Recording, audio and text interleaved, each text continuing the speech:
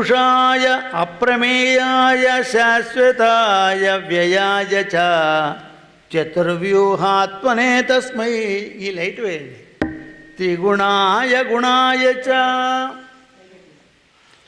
వరిష్ఠాయ గరిష్ఠాయ వరేణ్యాయ అమృతాయ చ చతుర్వ్యూహాత్మనే తస్మై త్రిగుణాయ గుణాయ చ.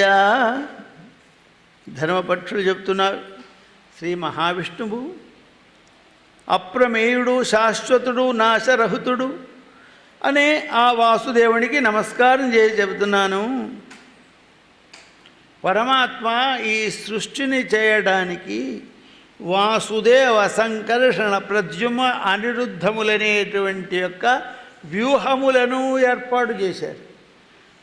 అందుకే పరమాత్మ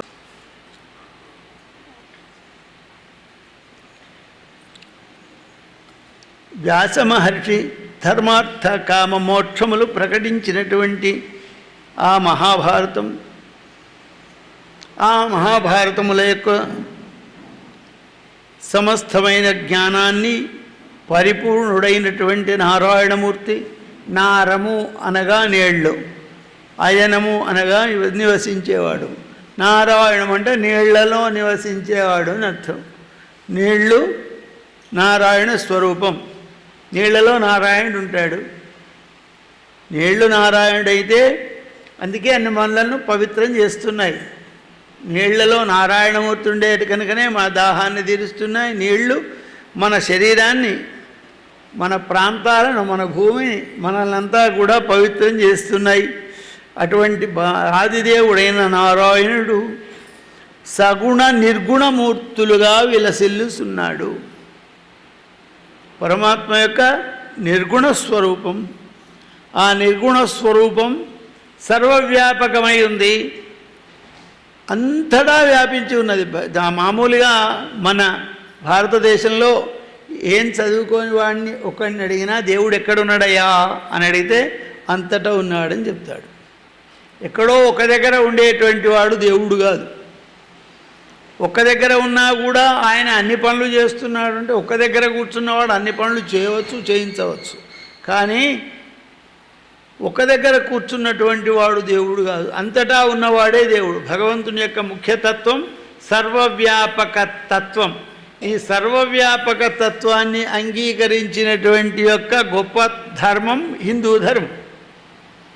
హిందూ ధర్మంలో కొన్ని శాఖలు పుట్టుకొచ్చాయి. ఇప్పుడు దానికి వెర్రితలాలు వేస్తున్నాయి. వెర్రితలలు వేసి దేవుడు ఇక్కడ లేడు, ఎక్కడో ఒక చోట ఆత్మల లోకంలో ఉంటాడు, 1200 సంవత్సరాలకు యుగం మారుతుంది, మనిషి చచ్చిపోతే మళ్ళీ మనిషిగానే పుడతాడు, కుక్క చచ్చిపోతే కుక్కగానే పుడుతుంది, పిల్లి చచ్చిపోతే పిల్లిగానే పుడుతుంది, దున్నపోతు దున్నపోతుగానే పుడుతుంది అని ఒక సిద్ధాంతాన్ని ప్రకటించి మన ధర్మాన్ని చెడగొట్టడానికి ప్రయత్నం చేస్తున్నారు. మన వాళ్ళే మన పేరే చెప్పుకుంటున్నారు, మన భగవద్గీత అని కూడా అందులో పెట్టుకుంటున్నారు. సరే వాళ్ళది అటువంటి వేద బాహ్యమైనటువంటి దాన్ని పరమాత్మ ఒప్పుకోడు. ఇది నిర్గుణ స్వరూపం పరమాత్మ, సర్వవ్యాపి. సర్వవ్యాపి అయిన నిర్గుణుని పూజించడం ఎట్లా? వ్యూహం, పరవ్యూహం, అవతారం ఏదీ తెలియదు.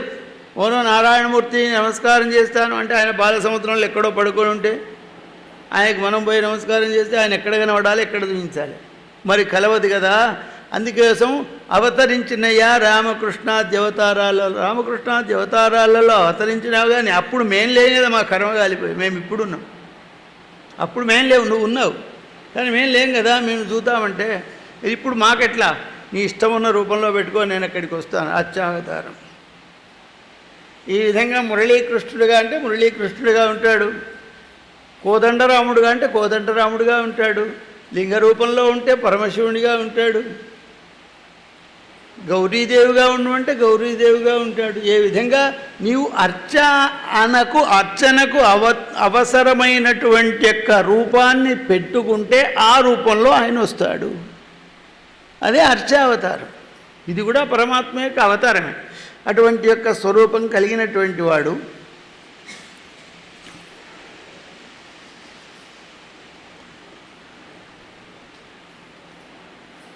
ఆదిశేషుడై బ్రహ్మాండములను మోసేటువంటి యొక్క స్వరూపుడు, ధర్మ సంస్థాపనార్థమై అనేకమైన అవతారములను తాల్చేటువంటి వాడు. యదా యదా హి ధర్మస్య గ్లానిర్భవతి జైమినే అభ్యుత్థానమధర్మస్య తదాత్మానం సృజ్యస్యసౌ. ఇక్కడ ఉత్తమ పురుషులో చెప్పాడు నేనే అని. ఇక్కడ ఈ శ్లోకం భగవద్గీతలో ఉత్తమ పురుషులు చెప్తే ఇక్కడ మధ్యమ పురుషులో చెప్తున్నాడు. ఎప్పుడెప్పుడైతే ధర్మానికి గ్లాని ఏర్పడుతుందో అప్పుడప్పుడు జైమిని మహర్షి తన యొక్క మాయతో తాను అవతరిస్తాడు, భూభారాన్ని హరించి వేస్తాడు. నరసింహ స్వరూపుడై హిరణ్యకశ్యపులను, వరాహరూపుడై హిరణ్యాక్షుణ్ణి సంహారం చేశాడు. శ్రీరాముడై రావణాది రాక్షసులను సంహారం చేశాడు. వామనుడై బలిచక్రవర్తి దగ్గర దానాన్ని గ్రహించాడు. కృష్ణుడై సమస్త జగత్తును మోహింపజేసి ధర్మోపదేశం చేశాడు. అటువంటి సగుణ సత్వగుణ సాత్వికమూర్తి అయినటువంటి ఆ పరమాత్మకు నమస్కారం చేస్తున్నానని మంగళాచరణం చేశారు ధర్మపక్షులు. ఓం నమో భగవతే వాసుదేవాయ జగదంబ విశ్వపాలిని మాతాకి జై. త్వష్టుపుత్రే హతే పూర్వం బ్రహ్మేంద్రస్య తేజస బ్రహ్మహత్యాభిభూతస్య పరాహాని రజాయతోః తద్ధర్మం ప్రవిశేత్తాత చక్రతేజ ప్రచారత నిశ్చేజశ్చాచ్చ భవచ్చక్రో ధర్మే తేజసి నిర్గతేః. పూర్వం లోపల ఒకసారి బృహస్పతికి స్వర్గలోకంలో కొద్దిగా అవమానం జరిగింది. ఏం అవమానం? బృహస్పతి సభలో ప్రవేశించేటప్పుడు దేవేంద్రుడు అట్లాగే కూర్చున్నాడు. ఆయనకు స్వాగతం చెప్పలే. దేవేంద్రుడే చెప్పకపోయినాక ఇక మనమేం చేసేదని దేవతలు దిక్పాలకులు ఎవరు కూడా చూడలే. అప్పుడు గురువుగారు సభకు వస్తున్నాడు. వీళ్ళంతా మదమెత్తి ఉన్నారు. ఎప్పుడైతే నన్ను గౌరవించడం లేదో ఈ సభలో నేను ఉండకూడదు అని నిశ్చయించుకొని బృహస్పతి అంతర్ధానమే వెళ్ళిపోయినాడు. బృహస్పతి వెళ్ళిపోయిన తర్వాత దేవేంద్రునికి ఎక్కడున్నాడు, ఎక్కడ పోతే కూడా దొరకలే. బృహస్పతి దొరకకపోతే ఇప్పుడు గురువు లేకపోతే మాకు బలం లేదు అని అనుకున్నంతలో రాక్షసులకు ఈ విషయం తెలిసింది. దేవతల మీద యుద్ధానికి వచ్చారు. గురువు లేనటువంటి దేవతలను ఓడించారు. అప్పుడు దేవతలంతా బ్రహ్మగారి దగ్గరికి వెళితే బ్రహ్మగారు అన్నాడు, రే మీరు గురువుగారిని అవమానించినటువంటి యొక్క ఈ పాపం బట్టి ఉరికపోదు. ఇప్పుడు ఎట్లా? ఆయన ఎక్కడున్నాడో తెలియదు. ఇప్పుడు ప్రస్తుతానికి విశ్వరూపుడు అనేవాడు ఉన్నాడు, త్వష్ట ప్రజాపతి కొడుకు. వాణ్ణి నీరు ఆచార్యుడిగా భావించి యజ్ఞం చేయండి, దానివల్ల మీరు బలం పొందుతారని. ఆ విశ్వరూపుడు అనేవాడిని ఆచార్యుడిగా తీసుకొని యజ్ఞం చేశారు. ఆ యజ్ఞం వల్ల దేవతలకు బలం వచ్చింది, రాక్షసులను జయించారు. ఎప్పుడైతే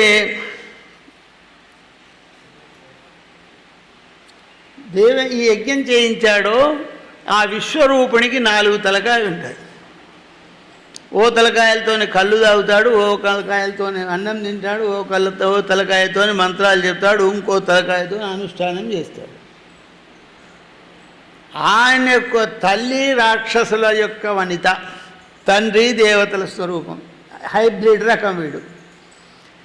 ఏం చేశాడంటే రాక్షసులు కూడా మా అమ్మగారి వాళ్లే కదా, కనుక వాళ్లకు బలం కలగాలి అనే మంత్రాలతో యజ్ఞం చేసింది. అరే మా పురోహితుడు పోయి, నా గురువు పోయి, నా ఇంట్లో వండుకుంటూ, నా సొమ్ము తినుకుంటూ, నా శత్రువులకు బలం కలిగేటువంటి యొక్క మంత్రాలు చదువుతానా అని కోపానికి వచ్చి ఇంద్రుడు వాని తలలు నరికేశాడు. ఆ 4 తలలు నరికే 4 తలలు పక్షులై వెళ్ళిపోయినాయి. అప్పుడు ఇంద్రునికి బ్రహ్మహత్యా పాపం వచ్చింది. అంతలోపల ఇంద్రుడిలో ఉండబడేటి యొక్క బలము, తేజస్సు, వీర్యము, ధర్మము అన్నీ కూడా వెళ్ళిపోయినాయి. ఎప్పుడైతే ఇంద్రుడు విశ్వరూపుణ్ణి చంపుతా అని అనుకున్నాడో అందులో ఆయనలో ఉండబడేటువంటి యొక్క ధర్మము అనే తేజస్సు వెళ్ళి యమధర్మరాజులో కలిసిపోయింది. ఇంద్రుడు ధర్మ హక్కు లేనివాడైనాడు, ధర్మం లేనివాడు కనుక విశ్వరూపుణ్ణి చంపాడు. ఈ విశ్వరూపుణ్ణి యొక్క చంపినటువంటి వార్త ఆయన తండ్రి అయినటువంటి త్వష్ట ప్రజాపతికి తెలిసిందరే, నా కొడుకును ఆచార్యునిగా పెట్టుకొని యజ్ఞం చేసి వాని వల్ల బలం పొంది వాని వల్ల రాక్షసులను జయించి రాజ్యాన్ని పొంది గర్వాంధుడై నా కొడుకును చంపుతాడా, నా ప్రతిజ్ఞ చూతుమని మహాయజ్ఞం చేశారు. మహాయజ్ఞం లోపల ఇంద్రుణ్ణి చంపే కొడుకు పుట్టాలే అని మంత్రాలతో యజ్ఞం చేశారు. ఇంద్ర శత్రుర్వివద్ధ స్వస్వాహ అని హోమం చేయాలి. అప్పుడు ఆ మంత్రాలు చదివేటప్పుడు పొద్దున చెప్పిన కదా, మాత్రలు ఆ ఉచ్చారణ దోషంతో ఇంద్ర శత్రు వివర్ధ స్వస్వాహ అన్నారు. ఇంద్రునితో చచ్చే కొడుకు పుట్టాడు. ఆ యజ్ఞ ప్రభావంతో వృత్రాసురుడు జన్మించాడు. మహాపరాక్రమంతో యుద్ధం చేస్తూ ఇంద్రుణ్ణి ఓడించాడు. ఆ తర్వాత కొంతకాలానికి వృత్రాసురుణ్ణి సంహారం చేశాడు. అప్పుడు బ్రహ్మహత్యా పాతకం ఇంద్రుణ్ణి చుట్టుకున్నది.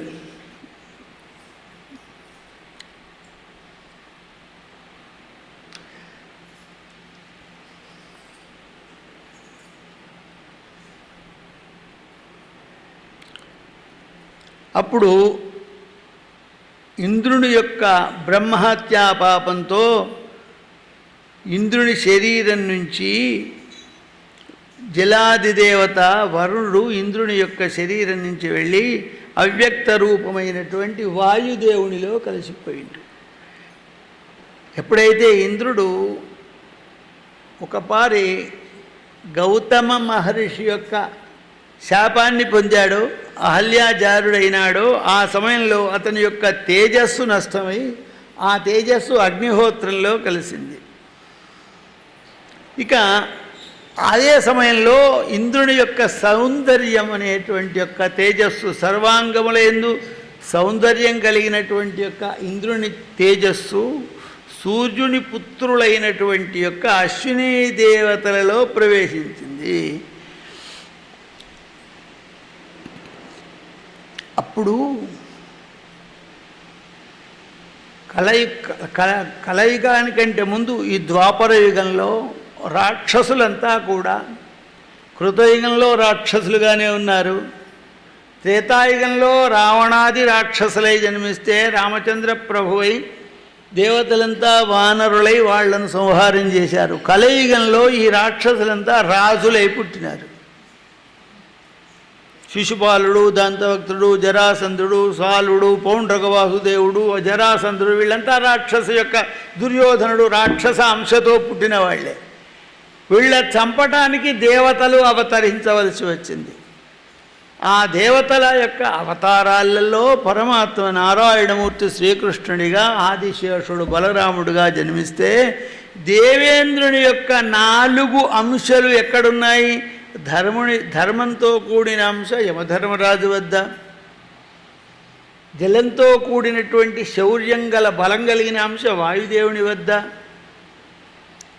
తేజస్సు కలిగిన అంశ అగ్నిదేవుని వద్ద, సౌందర్యం కలిగిన అంశ అశ్విని దేవతల వద్ద ఉండిపోయింది. ఇక మనకు మహాభారతంలోకి వస్తే, మహాభారతంలో కుంతీదేవి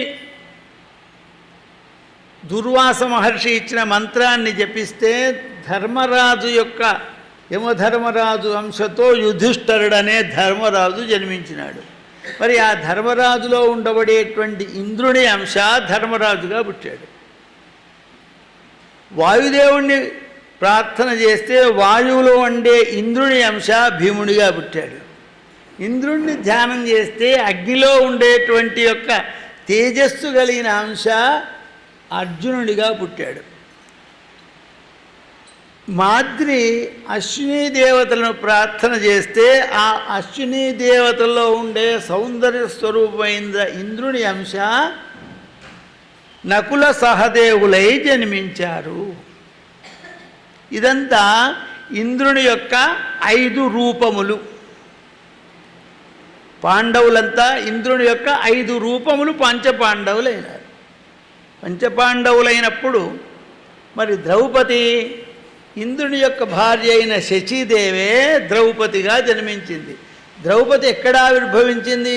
అగ్నికుండంలో ఆవిర్భవించింది. ఆమె గర్భవాసం చేసి పుట్టినటువంటి స్త్రీ కాదు, ఆమె అగ్నికుండంలో జన్మించింది. అగ్నికుండంలో ఎవరు జన్మించినారంటే ఇదివరకు లలితా మహాత్రిపుందరి కూడా చిదగ్నికుండ సంభూత దేవకార్య సముద్యత అని లలితా సహస్రనామాలు చెప్పారు. దేవతల యొక్క కార్యము సాధింపజేయడానికి అగ్నికుండంలో ఆవిర్భవించింది లలితాదేవి. అట్లాగే ఇక్కడ యాజ్ఞసేని అంటారు ద్రౌపదిని. అందుకే యజ్ఞంలో జన్మించినటువంటి ద్రౌపది సాక్షాత్తు ఇంద్రుని యొక్క పట్టమహిషి అయినటువంటి శచీదేవే. ఇప్పుడు ద్రౌపదికి 5 భక్తులు ఉండటానికి కారణమేమిటో తెలిసిపోయింది. సింపుల్ కారణం, ఇది పెద్ద విశేషమైనటువంటిది కాదు. అందుకే వ్యాసాది మహర్షులు, శ్రీకృష్ణుడు, పెద్దలంతా కూడా ద్రౌపది యొక్క వివాహాన్ని అంగీకరించారు. ఇక బలరాముని యొక్క సంగతి చెబుతున్నాను. జగదంబ విశ్వపాలిని మాతాకి జై. రామ పార్థే పరం ప్రీతి జ్ఞాత్వా కృష్ణస్య జాంగలి చింతయామాస బహుదాం కిం కృతం సుకృతం భవేత్. మహాభారత యుద్ధ ప్రారంభం లోపల అందరూ తలోకపక్షంగా ఉన్నారు. మహాభారత యుద్ధంలో బలరామ చక్రవర్తి పాల్గొనలేదు. ఆ తర్వాత రుక్మిణి యొక్క అన్న రుక్మి అనేవాడు పాల్గొనలేదు. నీ సహాయం ఎవరికి వద్దన్నాడు. మేము పాండవులు వద్దన్నారు, ఆయనను కౌరవులు వద్దన్నారు. ఇక బలరాముడు ఎట్లాగూ నా తమ్ముడు ఎట్లాగూ పాండవుల వైపు వెళతాడు, నాకు పాండవుల వైపు పోవడం ఇష్టం ఉండదు. మరి కౌరవుల వైపు పోదామంటే ఇప్పుడు ఎవరిని ఎదిరించాలి? నేను మా తమ్ముడిని ఎదిరించాలి. మా తమ్ముడి కంటే నాకు ఎవడు గొప్ప కాదు.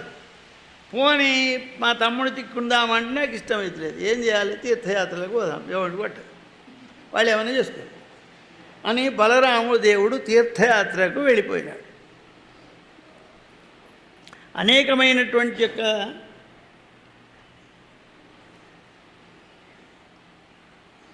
తీర్థయాత్రలను తిరుగుతూ ఒకప్పుడు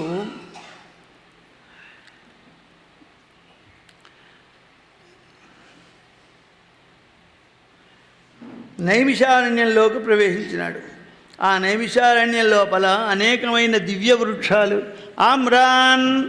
ఆమ్రాత్మక భవ్యాన్ నారికేళాం సదంతికాన్ అబిల్వక్తాం సదాజీరాన్ దాడిమాన్ బీజపూరకాన్ పనసాం లకుచాన్మోచాన్ నీపాం శాంతి మనోహరన్ పారావతంచ కంగోలాన్ నలినాన్ నంబ్లమేవతాన్. అనేకమైనటువంటి యొక్క వృక్షాలు, మామిడి చెట్లు, దాడిమ చెట్లు, కొబ్బరి చెట్లు, మారేడు చెట్లు, అరటి చెట్లు, నిమ్మ వృక్షాలు, గజ నిమ్మ, రకరకాలైనటువంటి పండ్లనిచ్చేటువంటి వృక్షాలు, మందారం, రేగు, గన్నేరు, తాటి, మోదుగ మొదలైన వృక్షాలతో ప్రకాశిస్తుంది. అక్కడ ఉండబడేటువంటి సరోవరాలలో చెంగల్వలు, కమలములు వ్యాప్తి పూస్తూ ఉన్నాయి. అటువంటి యొక్క దివ్యమైనటువంటి యొక్క ప్రదేశానికి బలరాముడు వెళ్ళినాడు.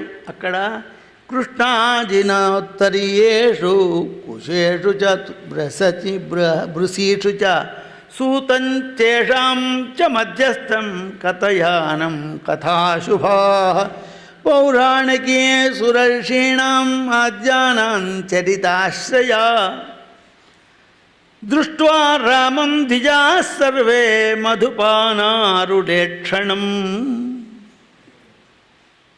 ఆ సమయంలో నైమిషారణ్యం లోపల పురాణ ప్రవచనం జరుగుతుంది. అందుకే మనం ఏ కథ విన్నా కూడా సూతుల వారు శౌనకాది మహామునులకు నైమిషారణ్యంలో చెప్పినట్టు ఉంటుంది. వాళ్ళు ఒక 1000 సంవత్సరాలు విన్నారు. ఒక్కరోజు కాదు, 2 రోజులు కాదు, 1000 సంవత్సరాలు నిరంతరం కథాశ్రవణం చేస్తే వ్యాసుల వారు చెప్పినప్పుడు కాకుండా సూతుల వారు చెప్పినప్పుడు రాసుకున్నారు అందరు. వ్యాసుల వారు చెప్పినప్పుడు సూతుల వారు విన్నారు, విన్నది వీళ్ళకి చెప్పినారు, వీళ్ళే చెప్పినట్టుగా రాసుకున్నారు. అది మనకిప్పుడు పురాణాలు అయినాయి. పురాణ ప్రవచనం చేస్తున్నాడు. కృష్ణార్జునం ధర్మించి దర్భాసనం మీద కూర్చొని, ఉన్నతం ఆసనం మీద కూర్చొని పురాణ ప్రవచనం చేస్తున్నారు. వ్యాసపీఠం అంటారు. ఆయన కూర్చున్నటువంటి పీఠానికి వ్యాసపీఠం అని పేరు కనుక ఏ వచ్చినవాడు ఏం రా నాలాంటి వాడు కూర్చున్నా దీనికి వ్యాసపీఠం అనే పేరు. ఇక్కడ కూర్చున్నాడు వ్యాసపీఠం మీద కూర్చున్నట్టుగా. ఆ వ్యాసపీఠం మీద కూర్చునేవాడు కొన్ని ధర్మాలను పాటించాలి. ఏమిటి? కొన్ని తెలిసే నియమాలు, కొన్ని చెప్పకూడని నియమాలు ఉంటాయి. అవన్నీ పాటిస్తున్నవాడే వ్యాసపీఠం మీద కూర్చోవాలి. కూర్చున్నటువంటి వాడు సాక్షాత్తుగా వ్యాసుల వారిగా భావించాలి. వినేవాళ్ళు కూర్చున్నవాడు. నేను వ్యాసుడిని నేను అనుకోవాలి, నేను వ్యాసుడిని మీరందరూ కూడా అనుకోవాలి. ఎవరు వచ్చినా వీళ్ళు ఇవ్వకూడదు. గురువుగారు వచ్చినా, తల్లిదండ్రులు వచ్చినా ఈ వ్యాసపీఠం మీద కూర్చున్నంతసేపు వాళ్లకు నమస్కారం చేయకూడదు. అయినాకనే నమస్కారం చేయాలి. కొన్ని నియమాలు ఉన్నాయి. పెళ్లి పిల్లాన్ని చేస్తారు, భాషింగాలు కట్టిన తర్వాత వాడు ఎవరికి దండం పెట్టకూడదు. ఇక మన తప్పులు అక్కడనే మొదలైతే భాషింగాలు కట్టుకోమని అవ్వకు దండం పెట్టరు, ఆ నాయనకు దండం పెట్టరు అని చెప్తారు. ఇప్పుడు వద్దంటే వాడు వినడు. వద్దంటే తప్పే, పెట్టమంటే దోషమే. వాడు భాషింగాలు కట్టుకునే ముందే తల్లిదండ్రులకు దండం పెట్టి వచ్చి కూర్చోవాలి, గురువుగారికి దండం పెట్టి వచ్చి కూర్చోవాలి. భాషింగం కట్టిన తర్వాత వాడి వెనక్కి దండం పెట్టడానికి వీల్లేదు. ఎందుకు? వాళ్ళు నారాయణ అంశ ప్రవేశిస్తుంది. వాడు నారాయణ అంశ ప్రవేశిస్తుంది. ప్రవేశించిందా ఉన్నదా అంటే వాడు ఏమన్నా పరికరాని పనులు చేస్తే ఆయన ఉంటాడా? పెళ్ళి భాషింగాలు కట్టుకున్నాక కూడా పనికిరాని పనులు చేస్తే ఆయన ఉంటాడా? ఉండడు. ఇక నీకు నువ్వే నాకు అతనని వెళ్ళిపోతాడు పాపం. అట్లా వ్యాసపీఠం మీద కూర్చున్నాడు సూతుల వారు. బలరామదేవుడు ప్రవేశించాడు. అందరూ లేచి నిలబడి నమస్కారం చేశాడు. ఈ సూతుడు ఈయన లేవకూడదు కదా. అరే ఈ కూర్చున్నోడేమో పిల్లగాడు, ఇక్కడ నిలబడ్డోళ్ళంతా వృద్ధులు, అందరికి గడ్డాలు మీసాలు నడిచినాయి, పెద్ద మనుషులు. వీళ్ళంతా లేచి దండం పెడితే పూర్వుడు మీద కూర్చున్నోళ్ళు లేవాడా? ఇంత అహంకారమా అని కోపం వచ్చింది. ఒక దర్భబోధను బ్రహ్మాస్త్రంగా ప్రవేశించే వరకు సూతుడు చనిపోయాడు. అప్పుడు చనిపోయినటువంటి సూతుడిని చూసి మహర్షులంతా బాధపడ్డారు. మహాత్మా, నీకు బ్రహ్మహత్యాపాతకం ప్రవేశించింది. మేమందరం కలిసి ఆయనను వ్యాసపీఠం మీద కూర్చోబెట్టాం. వ్యాసపీఠం మీద కూర్చున్నటువంటి వాడు ఆ పీఠం మీద ఉన్నంతసేపు ఎవరికి నమస్కారం చేయకూడదు. ఆ నియమాన్ని అనుసరించి మేము ఆయనను కూర్చోబెట్టాము.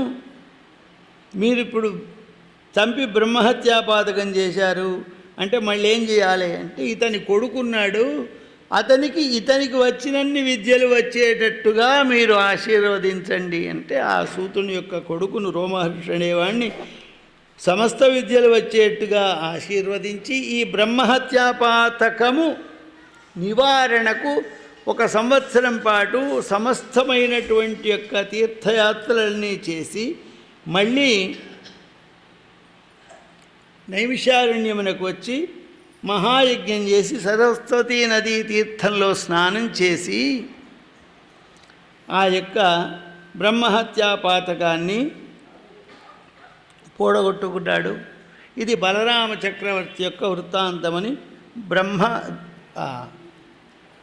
బ్రహ్మపక్షులు ఈ మైత్రేయ మహర్షికి చెప్పారు. జగదంబ విశ్వపాలిని మాతాకి జై.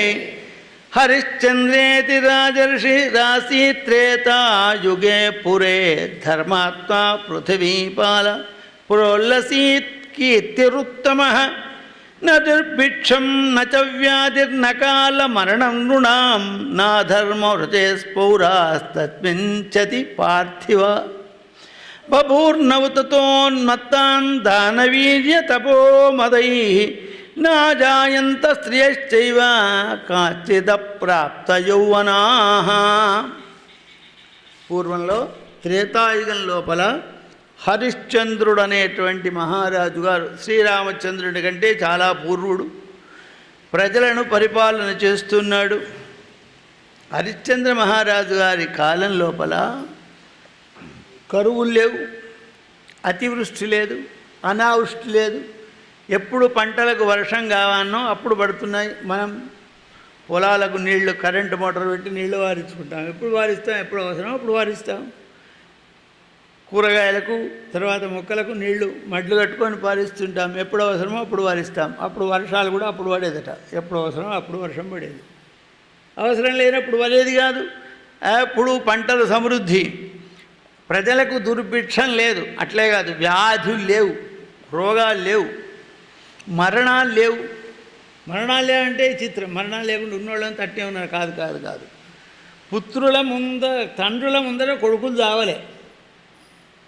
వృద్ధాప్యం వచ్చినాకనే తండ్రులు చనిపోయినారు. కానీ అకాల మరణాలు లేవు, రోగాలు లేవు, లొల్లులు లేవు. ఒక ముగ్గురికి పనిపాటలు లేవట. ఎవరికి? మొత్తం పని లేని వాళ్ళు వైద్యులు. ఎవడు పోయినోడో లేడు. ఎప్పుడు పోతాం వైద్యుడి దగ్గరికి? వస్తా కదా పోవుడు. ఆ వైద్యంతో పనే లేదు. పట్టుకునే ఉన్నారు వాళ్ళు ఫ్రీగా. ఏం చేస్తున్నారు? ఏదో విష్ణు సహస్రనామ పారాయణ చేసుకుంటూ ధన్వంతరి పరిశోధనలు చేసుకుంటూ కూర్చున్నాడు. ఎవడు పోయినోళ్ళు లేడు. టైంపాస్కి ఏం చేస్తారు? పత్తాలు అయితే ఆడలే పాపం. అప్పుడు లేవు. ఇక ఇంకొకళ్ళకు పని లేదు. ఎవరికి? పోలీసు వాళ్ళకు, లా అండ్ ఆర్డర్ పనే లేదు. ఎవడు ఫిర్యాదు చేసినోడే లేడు. ఇంకొక పని లేని డిపార్ట్మెంట్ ఒకటి ఉంది, న్యాయస్థానాలు. వీళ్ళ దగ్గరికి పోతే కదా వాళ్ళ దగ్గరికి పోయేది. అక్కడ పని లేదు. ఈ 3 డిపార్ట్మెంట్లకు ఇప్పుడు ఫుల్ పని వచ్చింది. అప్పుడు హరిశ్చంద్రుడి కాలంలో మందులు లేవు, రోగాలు లేవు, మరణాలు లేవు, వివాదాలు లేవు. అందరూ ధర్మం కోసం పాటుపడేవాళ్లే. అందరూ కూడా సంతానవంతులే. ఎవరింట పిల్లలు లేకలేరు. ఒకనాడు ఫ్యామిలీ ప్లానింగ్లు, ఇప్పుడేమో సంతాన సాఫల్య కేంద్రాలు. ఎవడన్నా ఉండేనా 10 ఏళ్ల కింద? అంతా ఫ్యామిలీ ప్లానింగ్, కుటుంబ నియంత్రణ. ఇప్పుడు పోరాళ్ళే ఉట్టులేదు. పోరాళ్ళు ఉడతలేరని డాక్టర్ల దగ్గరికి పోయారు. ఎక్కువ ఉడితే పోయినారు, ఇప్పుడు ఎక్కువ పుట్టలేదని పోతున్నారు. చాలా వైపరీత్యం. ఈ విధంగా మహారాజు పరిపాలన చేస్తూ ఉంటే ఒకనాడు వేటకు వెళ్ళినాడు. ఆ వేట లోపల ఒక స్త్రీ యొక్క ఆక్రందనను విన్నాడు. రక్షించండి అనే స్త్రీ మాట విన్నాడు. ఎవరయ్యా? నా రాజ్యంలో స్త్రీలకు ఆపద తలపెట్టేవాడని దాని గురించి వెళుతూ ఉంటే ఆ సమయం లోపల